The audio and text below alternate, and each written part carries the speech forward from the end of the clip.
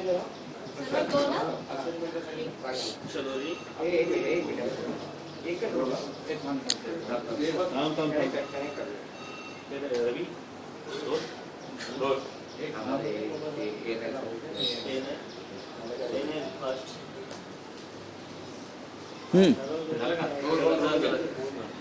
आज भारत पाकिस्तान सामना होतो आहे. कडाडून विरोध शिवसेनेने अगोदर केलेला होता.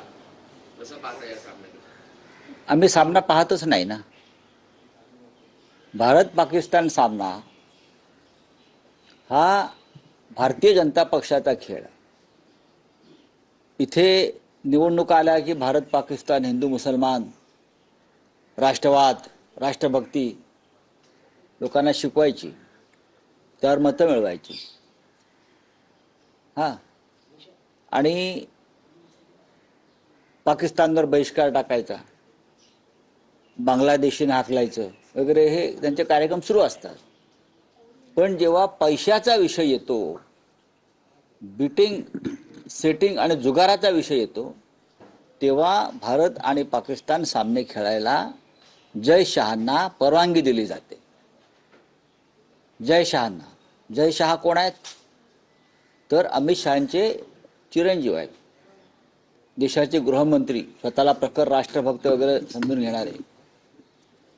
माझा असा प्रश्न आहे, कालच देवेंद्र फडणवीसांनी टिपू सुलतानचा विषय काढला की टिपू सुलतान किती क्रूरकर्मा होता आणि टिपू सुलतानचं उदात्तीकरण वगैरे वगैरे वगैरे वगैरे. ठीक आहे, त्याच्यावर मी नंतर बोलीन.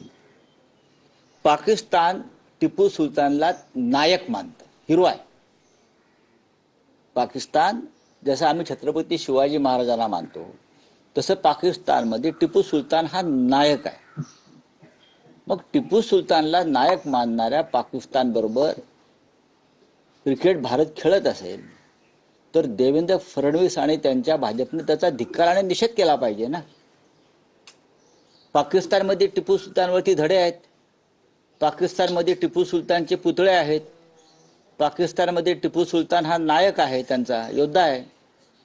तसं जर असेल तर देवेंद्र फडणवीस यांची राष्ट्रभक्ती जी उर्मी आहे ती अशी त्यांच्या सगळ्या भाजपच्या अशी मिळून वर आली पाहिजे. आणि टिपू सुलतानला जे पाकिस्तान नायक मानत आहे त्यांच्याबरोबर क्रिकेट खेळणार असाल तर मी धिक्कार करतो या क्रिकेटचा, असं देवेंद्र फडणवीस आणि या भाजपच्या लोकांनी सांगायला पाहिजे. पण सांगत नाही, ते ढोंगी लोक आहेत. कारण या क्रिकेटमधून पाकिस्तान बरोबरच्या सगळ्यांना पैसे मिळतात. आणि किती पैसे मिळतात? तर शेकडो शेकडो शेकडो कोटी.